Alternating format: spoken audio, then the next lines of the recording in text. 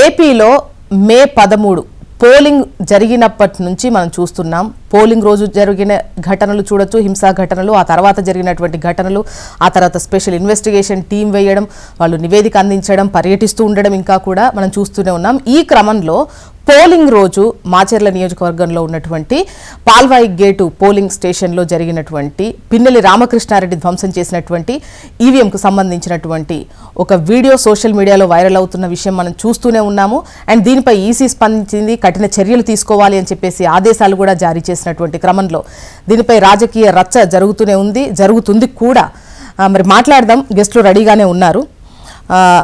కాకుమాను రాజశేఖర్ గారు వైసీపీ అధికార ప్రతినిధి, రఫీ గారు టీడీపీ అధికార ప్రతినిధి, బాజీ గారు బీజేపీ మైనారిటీ మోర్చా జాతీయ కార్యదర్శి, ఉప్పాల లక్ష్మణ్ గారు సీనియర్ జర్నలిస్ట్. నమస్తే అండి, వెల్కమ్ టు ద డిబేట్. ముందుగా రాజశేఖర్ గారు, మీరే సమాధానం చెప్పాలి. ఏంటండి అసలు ఈవీఎం ధ్వంసం చేయడం ఏంటి? అది ఎంత క్లియర్ గా కనిపిస్తోంది. బయటకు వచ్చి వెళ్తున్నప్పుడు ఒక ఆవిడ అడిగితే ఆమెను కూడా బెదిరిస్తూ మాట్లాడినటువంటి వీడియో, ఇవన్నీ మేము చూసాము. ఏంటి సమాధానం ఏంటి? గుడ్ మార్నింగ్ అండి. నమస్కారాలు. నమస్తే అండి. ఈ సంఘటనకి ముందు అదే రోజు ముందు ఏం జరిగింది, లేదా ఎన్నికలు పోలింగ్ రోజు ముందు ఏం జరిగింది అనేటువంటిది కూడా ఒకసారి పరిశీలన చేయాల్సిన అవసరం ఉంది. దాని గురించి కూడా మాట్లాడాల్సిన అవసరం ఉంది. ఎన్నికలు కరెక్ట్ గా రేపు పోలింగ్ అనగా ముందు రోజు కూడా కాదు, ఇంకా ముందు రోజు అంటే 11వ తారీఖు మన పిన్నెల్లి గారు కంప్లైంట్ కూడా చేయడం జరిగింది.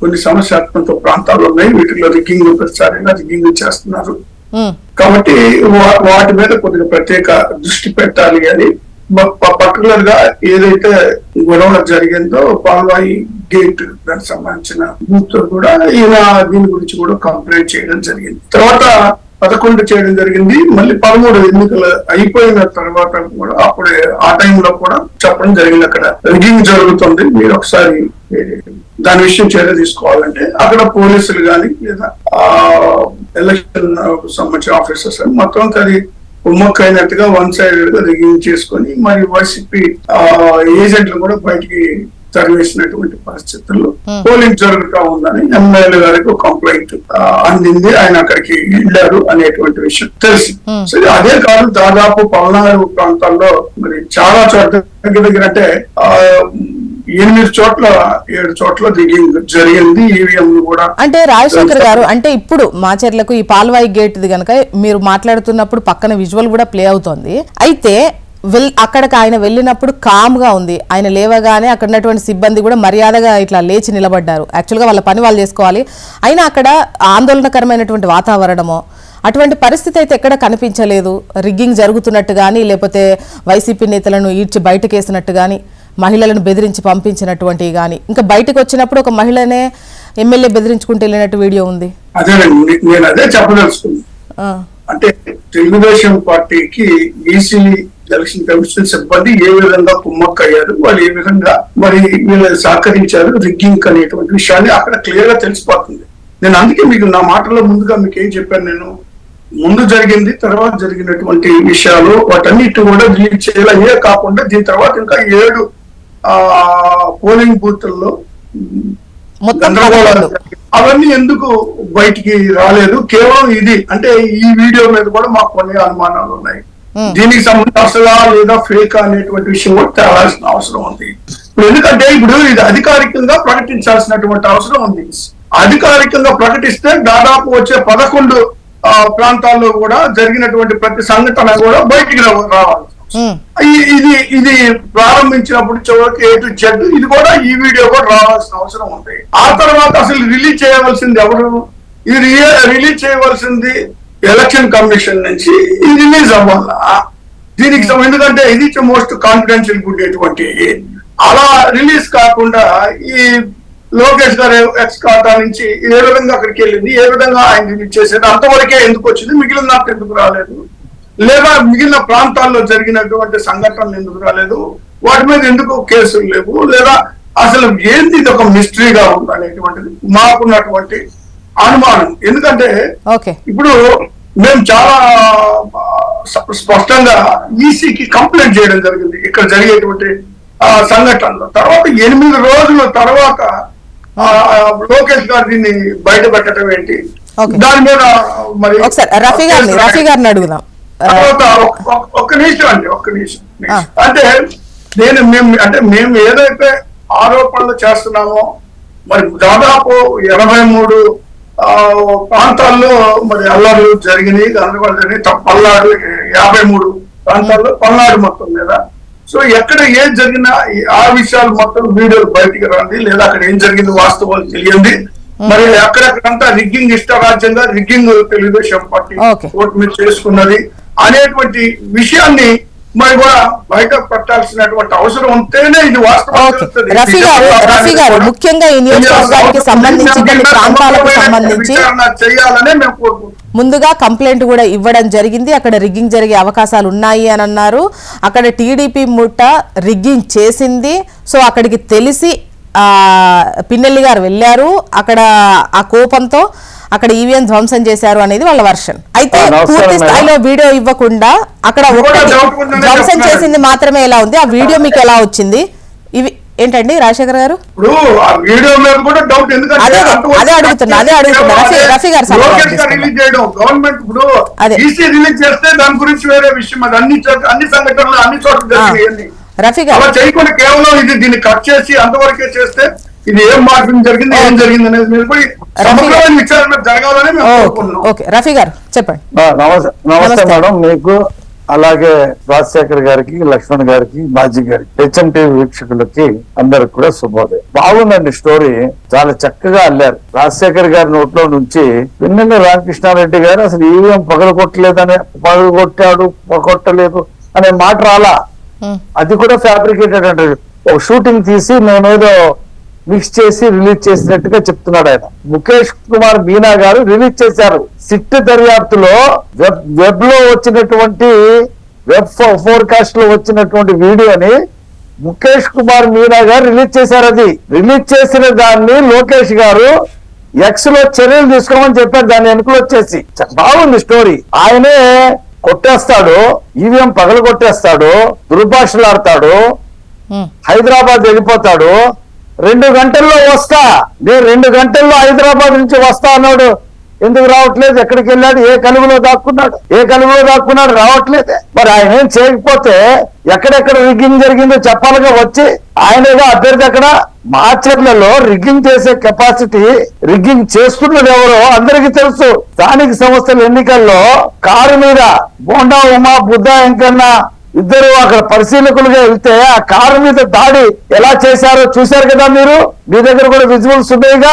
మాచర్ల అంతా కూడా ఒక భయానకమైనటువంటి ప్రాంతం. చంద్రయ్య యాదవ్ అనేటువంటి రోడ్డు మీద కోడిని కోసినట్టు కోశారు. జై జగన్ అని అనమంటే అతను అనలేదు, గొంతు కోసి చంపేశారు. మాచర్లో 6 హత్యలు చేశాడు ఇతను.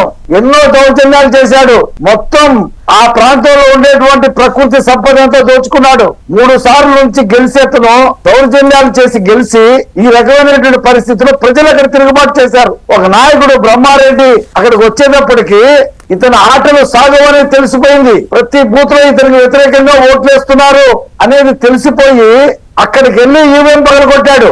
రిగ్గింగ్ జరగట్లే అక్కడ చూడండి, మీరే చూపిస్తున్నారు కదా. రిగ్గింగ్ జరిగితే సిబ్బంది కూర్చొని ఉంటారా? ఇతను వెళ్ళి రిగ్గింగ్ ని ఆపాడా? అక్కడ తిరుగుబాటు చేసింది ఎవరు? మా ఏజెంట్ శేషగిరిరావు. అతను ఎలా కొట్టారో చూశారు కదా. ప్రాణాలు చేతిలో పట్టుకుని పొలంలో పడుకుని తర్వాత గుంటూరు వచ్చి చికిత్స చేయించుకున్నాడు. ఓ మహిళ మీద ఎలా దౌర్జన్యం చేశాడో చూశారు కదా మీరు. ఇలా దౌర్జన్యం చేసిన వ్యక్తి రమ్మనండి మాచర్లా, వచ్చి ఏం జరిగిందో చెప్పమనండి, ఎక్కడెక్కడ రిగ్గింగ్ జరిగిందో చెప్పమనండి. వాళ్ళ 10 రోజుల తర్వాత సిట్టు వచ్చి మొత్తం వెరిఫికేషన్ చేసిన తర్వాత బయటపడింది. అక్కడ ఉండేటువంటి మా తెలుగుదేశం ఏజెంట్లని ఇంట్లో తల్లిని, అతని భార్యని, పిల్లల్ని కొడుతూ ఆ వీడియో చూపించి ఆ ఏజెంట్ని అక్కడి నుంచి పంపించారు. నువ్వు బయటికి రాకపోతే ఏం జరుగుతుందో చూడని చెప్పి వీడియో చూపించారు. కాబట్టి వీళ్ళు చేసేటువంటి దౌర్జన్యాలు దేవుడు నిర్ణయించాడండి. ఇది ఈ సిట్ కనుక రాకపోతే, ఆ వెబ్ ఫోర్కాస్ట్ కనుక బయటపడకపోతే ఇతని మీద ఎవడో అక్కడ కంప్లైంట్ చేసేవాడు ఉండడు, ఎవరు సాహసించలేరు. చంపేస్తాడు అతను, అక్కడ దౌర్జన్యాలు చేసేస్తాడు. కాబట్టి అది వెబ్ కాస్ట్ లో వచ్చింది. ఈసీ బయట పెడితే లోకేష్ గారు దాన్ని ట్యాగ్ చేసి చర్యలు తీసుకోమన్నాడు. ఓకే. ఇప్పుడు అసలు 10 రోజుల వరకు అక్కడ ఈవీఎం పగలగొట్టిన సంగతి బయటికి తెలియలేదంటే అతను అక్కడ ఉండేటువంటి ఆర్ఓల్ని, అక్కడ ఉండేటువంటి మా తెలుగుదేశం ఏజెంట్ని ఎవరిని కూడా చెప్పకుండా ఎలా మేనేజ్ చేశాడో దీన్ని బట్టి అర్థం అవుతా ఉంది. ఇవాళ చాలా మంది ఆర్ఓలు, ఇవాళ ఒక్క నిమిషం అండి, ఇవాళ చాలా మంది ఆర్ఓలు మేము కౌంటింగ్ దాకా కూడా ఉండలేం, మేము ప్రాణాలు చేతిలో పట్టుకొని ఉన్నాం, మమ్మల్ని బెదిరిస్తా ఉన్నారు, రేపు కౌంటింగ్ లో మాకు ఓట్లు తక్కువ వచ్చినా ఎక్కువ వచ్చినట్టు చెప్పండి అని చెప్పేసి ఫోన్లు చేస్తా ఉన్నారు, మాకు మెడికల్ లీవ్ ఇవ్వండి, మేము ఈ ప్రభుత్వంలో పనిచేయలేమని చెప్పేసి మొదలుపెట్టుకున్నారు. ఈసీకి ఏం జరుగుతుందో చూస్తున్నారు అందరూ కూడా. ఇంతవరకు రాజశేఖర్ గారు మాట్లాడేది తప్పు, ఈవీఎం పగలగొడతాం తప్పు అని చెప్పే మాట లేకుండా పారిపోయాడు. ఎక్కడున్నాడో కనిపించట్లా. నేను చెప్తా ఉన్నా, ఈ రకంగా ప్రజాస్వామ్యాన్ని అపహాస్యం చేసిన వాళ్ళని, ప్రజాస్వామ్యాన్ని వంచిన వాళ్ళని అవసరమైతే కాల్చి చంపాలా, పారిపోతుంటే వదలకూడదు, కాల్చి చంపాలి. అవి మన వర్షన్ కాదు, మనం అటువంటి కరెక్టేనా? అతను ఎమ్మెల్యే అంటే కోపానికి ఇప్పుడు వాళ్ళు జమ చేశారు, కాల్చి చంపేయాలి ఏంటిదండి? అలాగే ఎమ్మెల్యే సహకరించాలా చట్టానికి, మరి పారిపోతూ ఉంటే ఏం చేస్తారండి? ఇప్పుడు ఈవీఎం ఎవరైనా కూడా భలే చేశారో లేకపోతే వాళ్ళ వర్షన్ గురించి ఆలోచిద్దాము అని ఎవరైనా అన్నారా? ప్రజలు కూడా చూశారు ఈవీఎం ధ్వంసం చేయడం తీసుకోవాలి అని చెప్పింది, సమర్థించడం కాదు. అలా అని పారిపోతుంటే కాల్చి చంపాలి, ఇటువంటి మీరు చేయాల్సినటువంటి వ్యాఖ్యలు అంటున్నాను. ఎమ్మెల్యే అయితే రమ్మని చెప్పాలి కదా, కరెక్టే, ఏం జరిగిందో చెప్పాలి కదా. కానీ ఈ డిమాండ్ తర్వాత ఆ డిమాండ్ కరెక్ట్ కాదని అనేది మరి ప్రభుత్వానికి కళ్ళు కప్పి, ప్రభుత్వ అధికారులు కనిపించకుండా వెళ్తున్నారు, ఏం చేయాలా? ఓకే, బాజీ గారి వర్షన్ తీసుకుందాం. బాజీ గారు అంతకు ముందు ఘటన తెలియకుండా ముఖ్యంగా దీన్ని చూసే మాట్లాడుతున్నారు, అక్కడ రిగ్గింగ్ జరిగింది, సో దాంతోనే కోపం వచ్చింది, లైక్ ఆ తర్వాత ఈ ఘటన జరిగింది అని చెప్పేసి వైసీపీ అంటోంది. జ్యోత్స్న గారు నమస్కారం అండి. అదేవిధంగా ప్యానల్ ఉన్నటువంటి లక్ష్మణ్ జీకి, రఫీ గారికి, కాకమాన రాజశేఖర్ గారికి, చూస్తున్న వీరి అందరూ కూడా మీ ద్వారా నమస్కారం. నమస్తే. ఒకటేంటంటే ఈ సంఘటనలో కనుక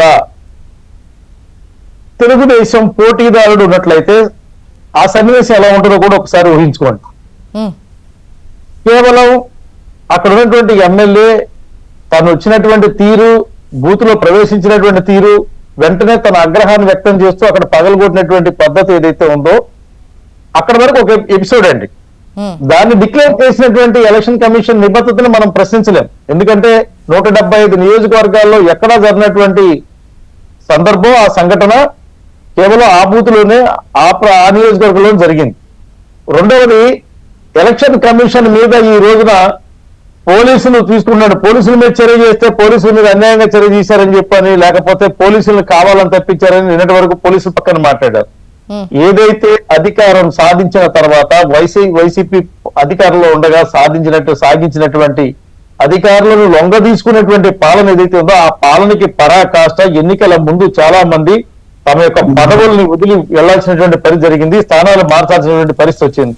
రెండోది ఏంటంటే రాష్ట్రంలో ఒకసారి అధికారం వస్తే అధికారం రాజ్యం వీరభోజ్యం అన్నట్లుగా సాగేటువంటి దౌర్జన్య కాండకి ఫలితంగానే 5 సంవత్సరాల్లో ఎన్నికల జోలికి వెళ్ళడానికి ఎవరు సాహసం చేయలేదు. జ్యోత్స్న గారు ఆంధ్రప్రదేశ్ లో మున్సిపాలిటీ ఎన్నికల్లో కానీ, మండల ఎన్నికల్లో కానీ, పంచాయతీ ఎన్నికల్లో కానీ ఎక్కడ కూడా కనీసం ఎన్నికల్లో పోటీ చేయడానికి కూడా అభ్యర్థులు భయపడి రాజకీయ ప్రతిపక్ష పార్టీలు మేము ఎన్నికల్లో పోటీ చేయమని చెప్పని నిష్క్రమించినటువంటి పరిస్థితి కల్పించింది. అంత భయభ్రాంతులు జరిగినటువంటి ఎన్నికల వాతావరణంలో ఈ ఎన్నికల కమిషన్ పోటీ చెయ్యకపోయేటువంటి విషయాన్ని అరాచకం ఈ విధంగా అంటే మారుస్తున్నారా, లేదంటే గెలవక పోటీ చేయలేదా, ఇటువంటి అరాచకం ఉంది అని చెప్పేసి పోటీ చేయలేదా? ప్రజలను ప్రజాస్వామ్యంలో ఎన్నికలలో పోటీ చేసే విధంగా లేకుండా భయభ్రాంతులను చేయడం వల్ల జరిగినటువంటి పరిణామం అండి. ఏ ఎన్నికల్లో ఎవరైనా పోటీ చేస్తారండి, ఇండిపెండెంట్లు పోటీ చేస్తారు, ఉత్సాహం ఉన్న వాళ్ళు పోటీ చేస్తారు, నాకు ఇంట్రెస్ట్ ఉందని అనేక నామినేషన్లు వస్తాయి. ఇవాళ ప్రతి ఎమ్మెల్యే స్థానానికి 12 మంది 13 మంది, ఎంపీ స్థానానికి 20 మంది అట్లా ఎందుకు పోటీ చేయడానికి వచ్చారు? ఈ రోజు ఎన్నికలు పారదర్శకంగా జరుగుతున్నాయనేటువంటి ఒక నమ్మకం ఉంది కాబట్టి నామినేషన్ తర్వాత విత్డ్రాల్ అవ్వడం కేవలం అధికారుల సమక్షంలో జరిగింది తప్ప ఎటువంటి రౌడీలు వచ్చి మమ్మల్ని బెదిరించరు, మా చేతులతో ఏలుముద్రలు వేసుకెళ్లరు, మమ్మల్ని కేసులు ఇరికించలేనటువంటి భావన లేదు కాబట్టి ధైర్యంగా ఎన్నికలు జరిపారు. ఎలక్షన్ కమిషన్ తీసుకున్న నిర్ణయం వల్లే పోలీస్ అధికారుల మీద, కలెక్టర్ల మీద, ఐఏఎస్ల మీద ఆ వేట్లు పడ్డాయండి. ఫలితంగా పరిరక్షణ జరగబట్టి మళ్ళీ రీపోలింగ్ జరిగేటువంటి పరిస్థితి లేకుండా ఆంధ్రప్రదేశ్ లో ఒకే ఒక్క నియోజకవర్గంలో జరిగింది. ఆ స్థానంలో స్థానికంగా ఉన్నటువంటి ఎమ్మెల్యే ఎవరైతే ఉన్నారో అధికార పక్షానికి సంబంధించినటువంటి అతను వ్యక్తి రెడ్ హ్యాండెడ్ గా దొరికిపోయాడు. నేను తప్పు చేయలేదు అనుకుంటే అతను ప్రజల మధ్యలోకి వచ్చి నన్ను ఉరిదీయండి అవసరమైతే నేను సిద్ధపడినాను. ఎందుకంటే ఈ మాట ఒకప్పుడు రాజశేఖర రెడ్డి గారు లాంటి వాళ్ళు మాట్లాడారు, ఈ మాట ఒకప్పుడు ఈ కాల్చి చంపడం అనే మాట కూడా జగన్మోహన్ రెడ్డి గారు మాట్లాడారు నంద్యాలలో. ఇలా మాట్లాడేది ఎందుకు వస్తుందంటే ప్రజాస్వామ్యానికి విఘాతం జరిగినప్పుడు, ప్రజాస్వామ్యం పట్ల విశ్వాసం సన్నగిలేటువంటి పనులు జరిగినప్పుడు ఖచ్చితంగా ప్రజాస్వామ్యాన్ని అభివృద్ధి కోరుకున్నటువంటి ఏ వ్యక్తి అని అంటారు. ఈ స్థానంలో కూర్చున్న రాజశేఖర్ గారు కూడా అంటారండి అవసరమైతే, అది కనుక తెలుగుదేశం పార్టీ వాళ్ళు చేస్తుంటే. ఇందులో తప్పేం లేదండి, కాకపోతే అది జరగాలని కోరుకోవటం లేదు. కానీ అంత నిజాయితీగా వచ్చి రమ్మనమని చెప్పడం కోసం చెప్తున్నటువంటి మాట ఇది. ఏదో వాళ్ళు చేసి ఇచ్చేసేటువంటి పరిస్థితి కాదు. కానీ ఒక మాట చెప్పారండి, ఒకనాడు కోడికత్తి హత్యాయత్నం జరిగింది. ఆ హత్యాయత్నం తర్వాత 5 ఏళ్ల పాటు దళిత యువకుడు జైల్లో ఉన్నాడు. సాక్ష్యం చెప్పడానికి ఖాళీ దొరికినటువంటి రాష్ట్ర ముఖ్యమంత్రిగా ఉన్నటువంటి జగన్మోహన్ రెడ్డి గారి విధానం కానీ, ఏదైతే పాపం గుండెపోటు కాస్త గొడ్డలి వేటుగా మారిపోయిన తర్వాత ఆ హత్యను దర్యాప్తు చేసి విషయాలు బయట చెప్పి నిందితులు ఎవరో తేల్చలేనటువంటి 5 ఏళ్ల అసమర్థ పాలనలో గాని, ఈ రోజు జరుగుతున్నటువంటి సంఘటన మీద డిమాండ్ చేస్తా ఉన్నారు. ముందు వెనక ఉన్నటువంటి సంఘటనల్ని చెప్పండి అని చెప్పి. ముందు లేదు వెనక లేదు, సంఘటనలో వచ్చినటువంటి సందర్భంలో ఏది జరిగిందో అది చెప్పాలి. అదే విధంగా ఆ ముందు కనుక జరుగుంటే ఎలక్షన్ కమిషన్ ఖచ్చితంగా బయట వస్తుంది. ఒకవేళ ప్రతిపక్ష నాయకుడు ఇదే బ్రహ్మారెడ్డి కనుక ఎక్కడన్నా ఈవీఎం ట్యాంపరింగ్ చేసో పోలింగ్ బూత్ క్యాప్చర్ చేసి ఉంటే ఖచ్చితంగా బయట వస్తుంది. కానీ దొరికినటువంటి వ్యక్తికి సంబంధించి సపోర్ట్ గా ఆ వెనక ముందు చెప్పండి, దర్యాప్తు కరెక్ట్ గా చేయండి అంటే, అసలు దర్యాప్తు అనే విషయాన్ని సహకరించేటువంటి విధానం ఈ యొక్క రాష్ట్ర పాలనలో ఉంటే పెద్ద పెద్ద ఊపేసిన సంఘటనలో దొంగలు దొరికేవాళ్ళు.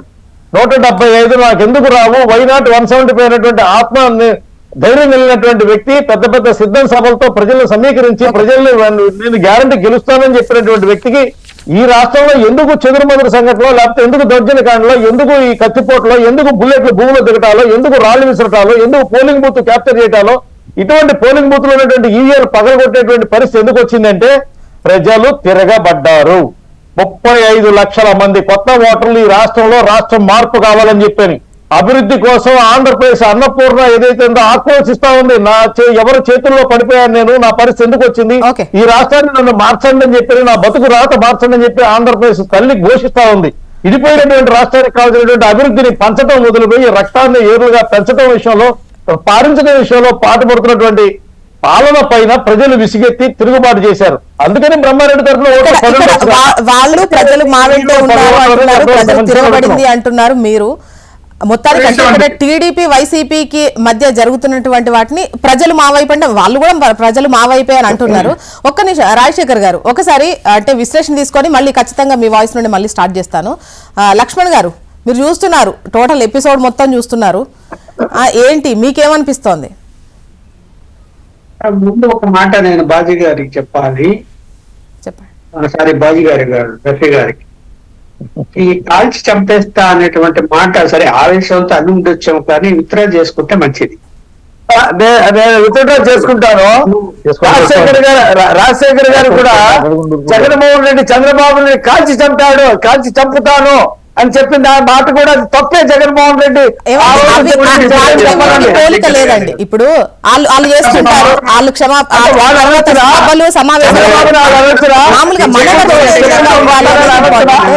రాజశేఖర్ గారు ఇక్కడ జరిగిన సంఘటన ఎవ్వరు కూడా అంగీకరించే అంశం కాదు. ప్రజాస్వామ్య వ్యవస్థలో నేను 43 సంవత్సరాలు జర్నలిస్ట్ గా అనేక ఎన్నికలు చూశాను.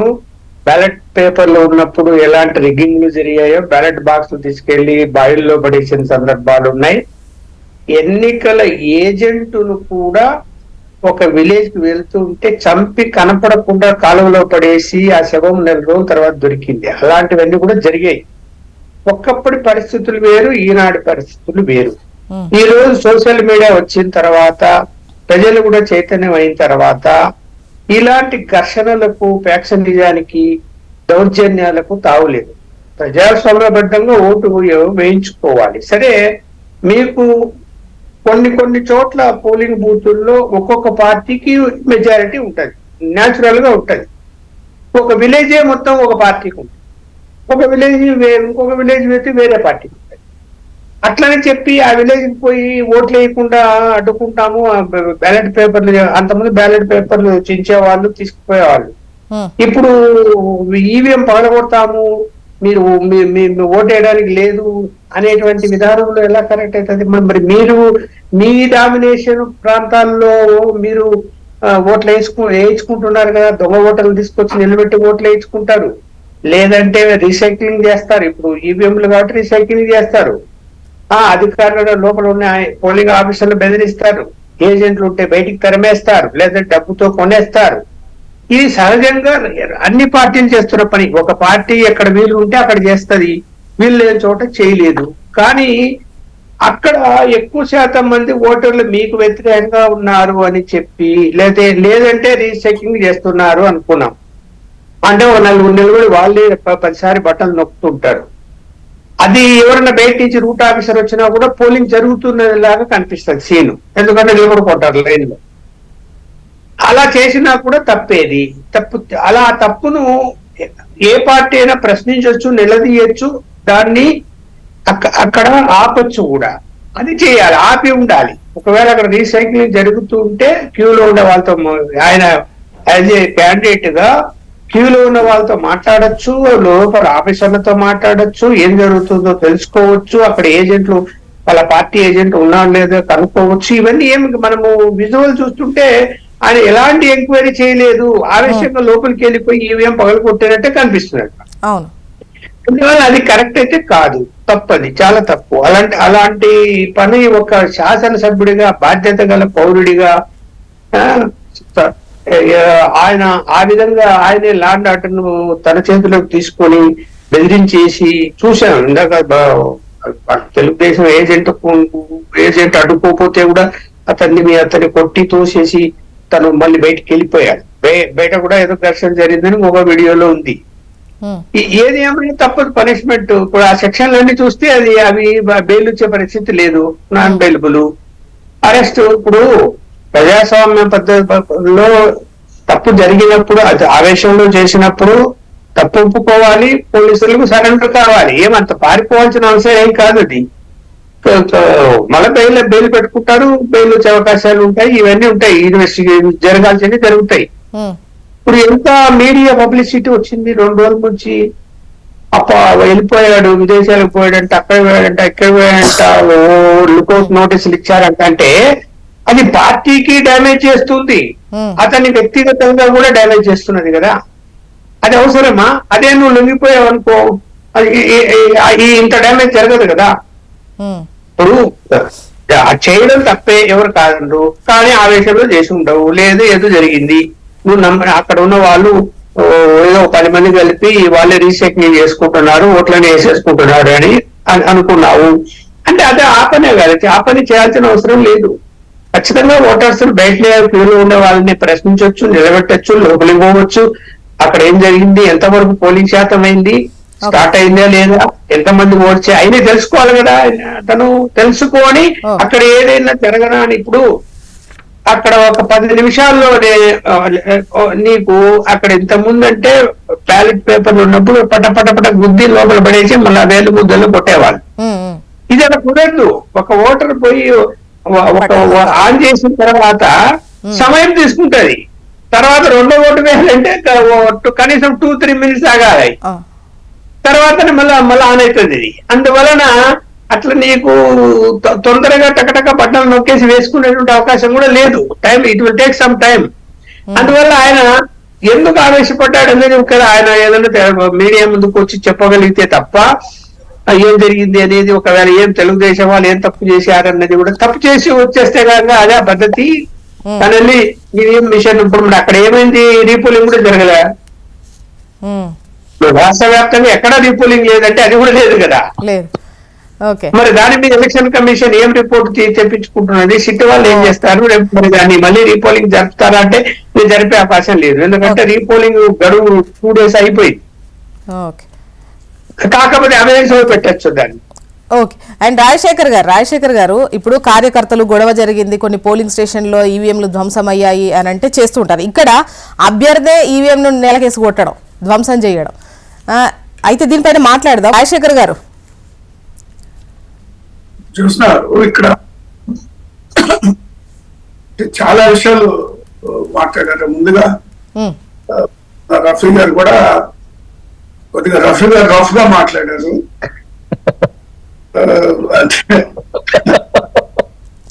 ఇప్పుడు ఆయన హత్యలు చేశాడని ఆయన చేశాడని, హత్య రాజకీయాలకి పెట్టింది పేరు తెలుగుదేశం.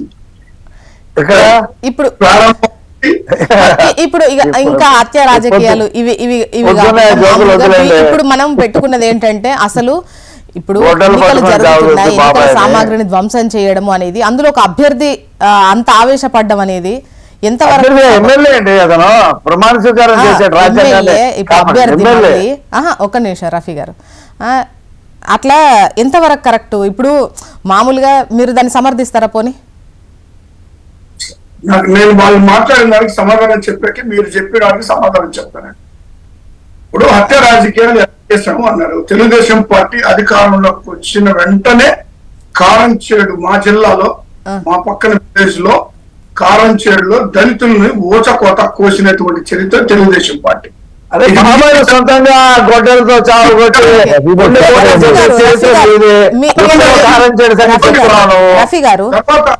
రఫీ గారు మీరు అంటే ఈ హత్య రాజకీయాలు ఇవన్నీ మాట్లాడుతున్నప్పుడు మిగతా వాళ్ళు ఎవరు మాట్లాడలేదు కదా, మీ టైం వచ్చినప్పుడు చెప్పండి. రాజశేఖర్ గారు మీరు అదే పని చేస్తున్నారు, రాజశేఖర్ గారు అదే పని చేస్తున్నారు. మిమ్మల్ని సబ్జెక్ట్ లోకి తీసుకొద్దామన్నా కూడా మీరు రావట్లా. ఇప్పుడు మీరు చెప్పాలనుకున్నది చెప్పారు, మీకు సమాధానం చెప్పకపోతే ఎట్లా అని రాజశేఖర్ గారు చెప్తున్నారు. నేనేం చేయాలి? చెప్పనివ్వండి, రాజశేఖర్ గారిని చెప్పనివ్వండి.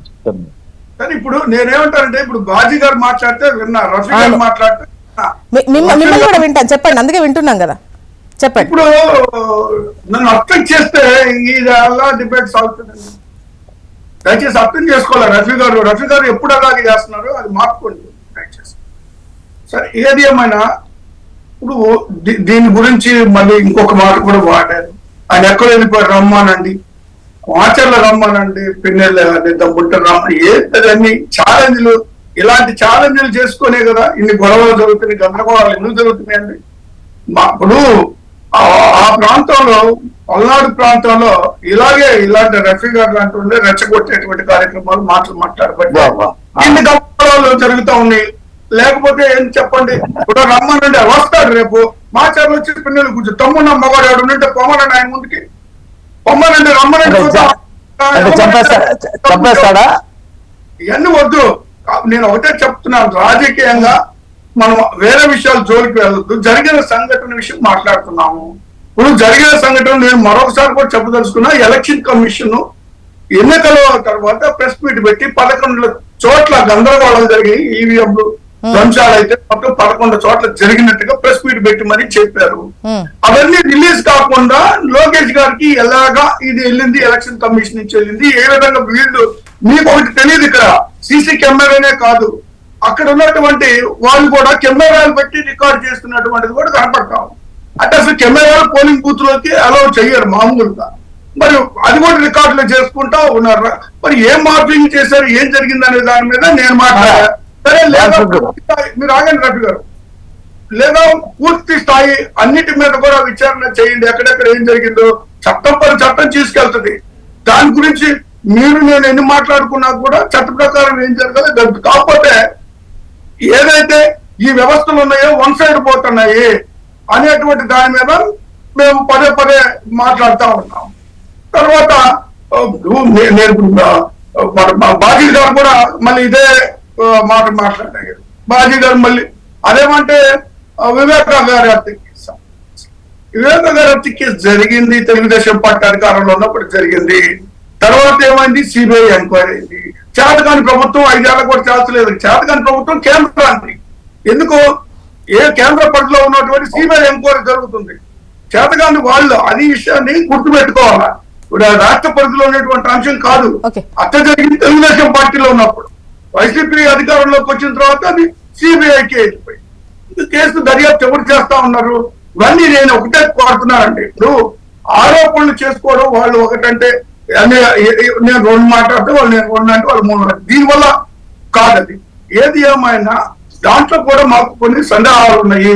పూర్తి స్థాయిలో 11 చోట్ల జరిగినటువంటి ప్రతి ఒక్కటి కూడా బయట పెట్టాలని మేము కోరుతా ఉన్నాం. అలా కాకుండా కేవలం ఈ సంఘటనలో ఆ కొంత భాగం మాత్రమే కట్ చేసి అది లోకేష్ గారు పోస్ట్ చేస్తే దాన్ని ఎలక్షన్ కమిషన్ తీసుకొని కేసు ఫైల్ చేసి ఈ యొక్క కార్యక్రమాలన్నీ కూడా జరుగుతున్నాయి కాబట్టి మాకు అనేక సందేహాలు ఉన్నాయి. అంటే మిగతా 10 చోట్ల టీడీపీకి సంబంధించిన వాళ్ళు చేశారని అన్నట్ట ధ్వంసం.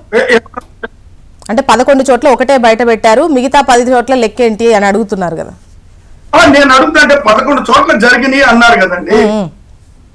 అన్ని చోట్ల కూడా రిలీజ్ చేయాలి కదా. ఒకవేళ ఎలక్షన్ కమిషన్ చేస్తే అన్ని చోట్ల ఎక్కడెక్కడ ఏం జరిగిందనే అంశాలు ఇప్పుడు ఇక్కడ జరిగిన కూడా ముందు నుంచి ఎందుకని కట్ చేసి మరి ఈ విధంగా వీళ్ళు పోస్ట్ చేసి వీళ్ళు పంపించినట్టుగా వీళ్ళు మాకుందంటున్నా. అందుకే ఓకే రఫీ గారు, ఇప్పుడు ఆయన రాజశేఖర్ గారు ఇంతసేపు మాట్లాడిన మార్ఫింగ్ జరిగింది అంటున్నాడు. ఇది పిల్లల రామకృష్ణారెడ్డి వచ్చి చేసిందని మార్ఫింగ్ చేశారంట. ఎవరు మార్ఫింగ్ చేశారు? ఎలక్షన్ కమిషన్ చేసిందా? మీరు రోజు వెళ్తున్నారుగా ఎలక్షన్ కమిషన్ ముఖేష్ కుమార్ మీనా దగ్గర, ఇవాళ కూడా వెళ్ళండి. ఇలా 11 చోట్ల ఏమి జరిగిందో అవి కూడా రిలీజ్ చేయమని చెప్పి అడగండి. మరి పిన్నెల రామకృష్ణారెడ్డి వస్తే ఆయన ముందు నిలబడి మాట్లాడగలవు అంటే ఏంటి, ఆయన అందరినీ చంపేస్తాడా మార్చర్లో? వస్తే దమ్ముంటే అంటున్నారు కదా. పోలీసులే 8 బృందాలుగా ఎందుకు తనిఖీ చేయాలా? అవసరం ఉంది ఎమ్మెల్యేకి? ఈ సంగతి చెప్పండి. పోలీసులు కేసులు కాదండి, పోలీసులు లుక్అవుట్ నోటీస్ ఎందుకు ఇవ్వాలా? 8 బృందాలుగా తెలంగాణ, తమిళనాడు, కర్ణాటకలో ఎందుకు తిరగాల? రమ్మనండి, ఎమ్మెల్యే కదా. ఆయన ఎదురులో మార్ఫింగ్ జరిగింది. ఆయన ఎదురులో ఆయన ఈవీఎం పగలు కొడుతున్నట్టు ఒకటి మార్ఫింగ్ అయితే. రెండో విషయం ఏంటంటే ముందు వెనక ఏం జరిగిందో ఇవ్వకుండా కేవలం ఈవీఎం ధ్వంసం చేసిందే ఇచ్చారు. అండ్ 11 చోట్ల జరిగితే ఇది ఒక్కటే ఎట్లా రిలీజ్ చేస్తారు? మిగతా 10 చోట్ల సంగతి ఏంటి? అంటే కావాలనే ఈ ఒక్క బిట్ మాత్రం రిలీజ్ చేశారు అనేది రాజశేఖర్ గారు. నేను చెప్పాను కదా దానికి. రోజు 2-3 వెళ్ళి ఎలక్షన్ కమిషన్ దగ్గర సెక్రటరియట్ లో కంప్లైంట్ ఇస్తున్నారు. ఇది కూడా చెప్పండి. మిగతా 10 చోట్ల కూడా వెబ్ కాస్ట్ లో ఉన్నది రిలీజ్ చేయమని చెప్పి అడగండి. అది అడగటం వేరు, ఇది మార్ఫింగ్ అని చెప్పడం వేరు కదా. నేను అనేది ఎలక్షన్ కమిషన్ ఈ మార్ఫింగ్ దాన్ని పట్టుకొని 8 బృందాల్ని అతన్ని పట్టుకోవడం కోసం పంపించిందా? అంటే ఎలక్షన్ కమిషన్ ఒక మార్ఫింగ్ వీడియో రిలీజ్ చేసేస్తే లోకేష్ గారు దాన్ని పట్టుకొని ఎంక్వైరీ చేసేసి లుక్అవుట్ నోటీస్ పెట్టేసి మొత్తం అన్ని చోట్లకి పంపించేసింది అనమాట. ఇది మార్ఫింగ్. ఒక్క నిమిషం రాజశేఖర్ గారు, మార్ఫింగా మీరు అనేది? నేనేమంటానంటే జ్యోత్స్న గారు, ఇప్పుడు 11 చోట్ల జరిగినటువంటి సందర్భాన్ని ఒక్క చోటే ఒక్క బిట్టే ఇవన్నీ కూడా తెలుగుదేశం పార్టీ లోకేష్ గారు ఫారెన్ లో కూర్చొని ఆయన పంపించే రిలీజ్ చేశాడు. ఏంటి 8 రోజుల తర్వాత ఈ 8 రోజుల నుంచి ఎలక్షన్ కమిషన్ ఏం చేస్తుంది? ఎందుకు బయటకు రాలేదు? ఎందుకు ఒకవేళ వస్తే ఎందుకు బయటకు రాలేదు? నేను ఇందాకే చెప్పా, మళ్ళీ చెప్తా, మళ్ళీ చెప్తా. జ్యోత్స్న గారు చెప్పండి. రఫీ గారు, నేను ఇందాక కూడా చెప్పా. నిన్న బ్రహ్మారెడ్డి గారు మా పార్టీ ఆఫీసులో ఒక ప్రెస్ మీట్ పెట్టి చెప్పారు, మా ఏజెంట్లను బెదిరించారు, ఆర్ఓల్ని బెదిరించారు, ఏం జరిగిందో చెప్పొద్దన్నారు. అక్కడ ఉండేటువంటి ఎస్ఐ ఏం రాశాడు తెలుసా?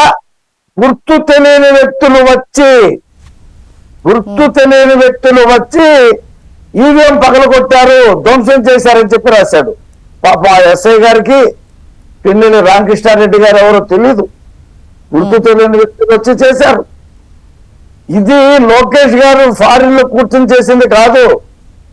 సిట్టు వేసిన తర్వాత పులివర్తి నానిని చంపడానికి ప్రయత్నం, ఇంత పెద్ద సమ్మెట తీసుకొని ఎమ్మటప్పటి ఆయన చంపడానికి చేసినటువంటి ప్రయత్నం. చైతన్య అనేటువంటి ఒక డిఎస్పి అర్ధరాత్రి అతని డ్యూటీ రాజంపేటలో అయితే సార్ మీరు అడుగుతారు చెప్పరేంటి అనే అతను తాడిపర్తి వెళ్ళి జేసీ దివాకర్ రెడ్డి, ప్రభాకర్ రెడ్డి ఇంటి మీద దాడి చేసినటువంటి సంఘటనలు పొంగునూరులో ముగ్గురు మా తెలుగుదేశం ఏజెంట్లని ఎత్తుకుని వెళ్ళారు, కిడ్నాప్ చేసేశారు. మేము ఎన్నికల సంఘానికి చెప్తే వార్నింగ్ ఇస్తే మళ్ళీ వదిలిపెట్టారు.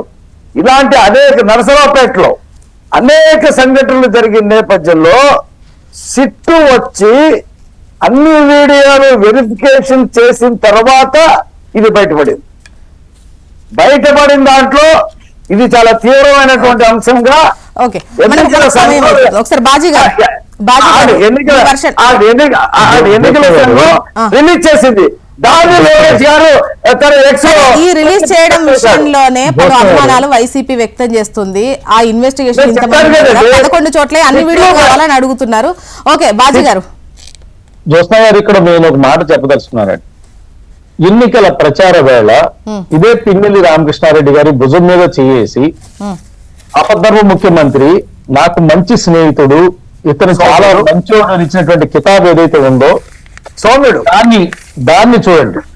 ఎందుకంటే ఎంత మంచోడంటే అది బూతులోకి వెళ్ళి పగలగొట్టి చేసినంత వరకు అంత ఎన్నికల్లో ధ్వంసం చేయగలిగినటువంటి మంచోడు.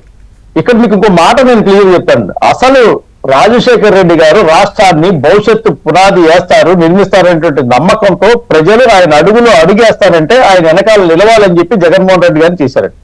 రాజశేఖర రెడ్డి గారు తన తమ్ముడిని సొంత కొడుకులా కన్నా ఎక్కువగా చూసేవాడు, అక్క చెల్లెల్ని ప్రేమించేవాడు, కుటుంబాన్ని ప్రేమించేవాడు. రాష్ట్రంలో ఉన్నటువంటి అనేక మంది వ్యక్తులు ఆయన గురించి చెప్పినప్పుడు మేము ఆయన నీడలో బతికామో ఆయన నీడలో జరిగామని చెప్పినటువంటి పరిస్థితి. ఆ రాజకీయాలు వేరైనటువంటిగా దానికి భిన్నంగా తన కుమారుడు చేసిన ఆ నాన్న తర్వాత లేనటువంటి చిన్నాన్ని మాయం చేసిన తర్వాత ఆయన వెళ్ళిపోయిన తర్వాత దోషులుగా సిబిఐ పట్టుకున్నటువంటి గంగిరెడ్డి గాని, భాస్కర్ రెడ్డి గాని, అశోక్ కుమార్ గాని, సునీల్ కుమార్ గాని వీళ్ళు మొత్తాన్ని జైల్లో పెడితే దస్తగిరి ఎవిడెన్స్ ఇస్తే సిబిఐ దర్యాప్తులో ఒక మాటేనండి. నేను లాస్ట్ కంప్లైంట్ చెప్పేస్తాను. బాజీ గారు మీరు ఇప్పుడు ఆ రాజకీయాల్లోకి వెళితే మళ్ళీ నేను గతంలోకి వెళ్ళట్లేదు. ఒక్క మాటే చెప్తాను జ్యోత్స్న గారు, ఒక్క మాటే చెప్తాను. కడప ఎంపీగా పోటీ చేసేటువంటి అవినాష్ను కూడా నా తమ్ముడు మంచోడు అని చెప్పాడు.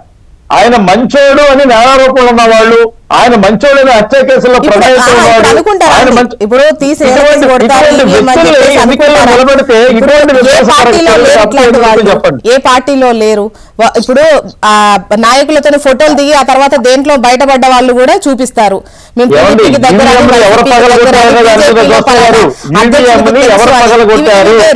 ఇవి అవద్దు. గారు ఇక్కడ ఈవీఎం ఎవరు పగలగొట్టారు? రాజశేఖర్ గారా, నేనా, రఫీ గారా, లేకపోతే లక్ష్మి గారా, లేకపోతే మీరా? మనం ఎవరిని పగలగొడితే దాని మీద చర్చ చేసుకుందాం. ఇవాళ పగలగొట్టిన వ్యక్తి యొక్క నేచర్ ని, అక్కడ ఉన్నటువంటి పరిస్థితుల్ని, వాళ్ళ వెనకాల ఉన్నటువంటి నాయకుడి యొక్క ధైర్యాన్ని మనం ఇవాళ చెప్పాల్సినటువంటి అవసరం ఉందండి. ఈ కారణాలు ఎతకాల్సిన అవసరం ఉంది. ఖాళీ ఒక్క మాటతో మార్పింగ్ చేశారు అనేటువంటి మాట ఏదైతే ఉందో అది పచ్చి అబద్ధం. చేయటానికి అది తెలుగుదేశం వాళ్ళు ఇచ్చింది కాదండి. సిట్టు దర్యాప్తులో వచ్చింది, వెబ్ కెమెరాలో వచ్చింది, ఎలక్షన్ కమిషన్ ఇచ్చిందని గగ్గోలు పెడతా ఉంటే అబ్బా మీరు మార్పింగ్ చేశారు, మా సంబంధం లేదు, అది ఖచ్చితంగా ఇప్పుడు 11 చోట్ల వచ్చింది, ఒకటి మాత్రమే రిలీజ్ చేశారు. మిగతా 10 చోట్ల ఏమైంది, అక్కడ ఎవరున్నారు, ఇది ఆయన మాట్లాడాలని ఉద్దేశం. ఎన్నికల సంఘాన్ని అడగాలి, వీళ్ళందరూ కలిసి వెళ్ళి కలవాలి, వాళ్ళు డిమాండ్ చేయాలి, అవి మొత్తం కావాలి, మాకు ఈసీ యొక్క అక్కడ పోలింగ్ కేంద్రంలో సీసీ కెమెరాల ఫుటేజ్ కావాలని అడగాలండి. ఓకే, ఒక లైన్ లో మీరు అడగాలనుకున్న చెప్పగలరు, ఎందుకంటే మళ్ళీ మనకు సమయం అయిపోతుంది. లక్ష్మణ్ గారు మాట్లాడాలి. ఒకే లైన్. జ్యోత్స్న గారు, నేను పదే నేను కోరుతున్నాను. ఇప్పుడు ఒక కేసుకు సంబంధించి పర్టికులర్ గా వీళ్ళు మాట్లాడటం అనేది సబబు కాదు, ఒకరి మీద ఆరోపణలు చేయడం అనేది సబబు కాదని.